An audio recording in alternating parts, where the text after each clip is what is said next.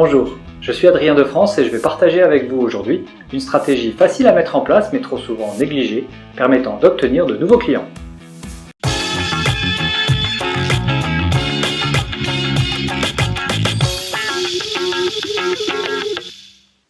Les études montrent qu'il est nécessaire d'effectuer entre 7 et 12 touches avec un prospect pour réaliser une vente. Or, le plus souvent, les entreprises n'effectuent qu'une ou deux touches maximum, voire aucune pour certaines d'entre elles. Et elles se trouvent généralement de très bonnes excuses pour ça. On ne veut pas déranger ses prospects ou bien on se dit qu'ils ont sûrement trouvé une autre solution. Tout un tas d'excuses comme ça qui limitent les interactions avec eux. En fait, vous savez cette to-do list qui traîne sur votre bureau, cette liste de bonnes intentions que vous avez dans un coin de la tête et sur laquelle vous savez que vous devez agir. Eh bien, vos prospects en ont une aussi et vous en faites partie. Vous êtes sur leur liste de bonnes intentions. Et c'est impressionnant comme cela se vérifie encore et encore actuellement. Par exemple, avec l'un de mes clients, nous nous sommes penchés sur le sujet et je leur ai demandé, sur 10 devis réalisés, combien devenaient des clients. Ils ne savaient pas vraiment me répondre précisément.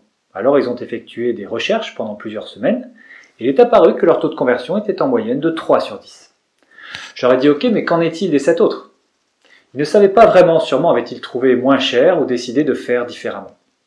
Je leur ai dit ok, mais pourquoi on ne les appellerait pas pour savoir réellement? Et ces relances ont été riches d'enseignements puisque sur 7 prospects non transformés, il s'est avéré que 4 d'entre eux n'avaient absolument rien fait.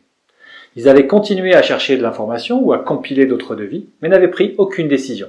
Nous étions sur leur liste de bonnes intentions. Et ce qui est intéressant, c'est que sur ces 4 prospects qui n'avaient encore rien fait, 2 ont décidé d'accepter notre proposition, ce qui a permis de quasiment doubler notre taux de conversion en passant de 3 à 5 ventes avec juste un appel de suivi. Alors imaginez simplement que vous le fassiez ce suivi. Quel serait l'impact sur vos résultats commerciaux? Il se peut néanmoins que votre process de transformation soit plus long et nécessite davantage de touches. Il vous faudra alors mettre en œuvre un système pour cultiver votre base de prospects, les alimenter, les éduquer et les garder au chaud. Rappelez-vous que cela peut comprendre une dizaine de touches successives, mais l'impact sera très important sur votre taux de conversion et dans la plupart des cas, vous permettra de doubler voire tripler les résultats que vous obtenez. En résumé, gardez les choses simples, suivez vos propositions et construisez les relations en apportant de la valeur ajoutée. Merci à vous, à bientôt.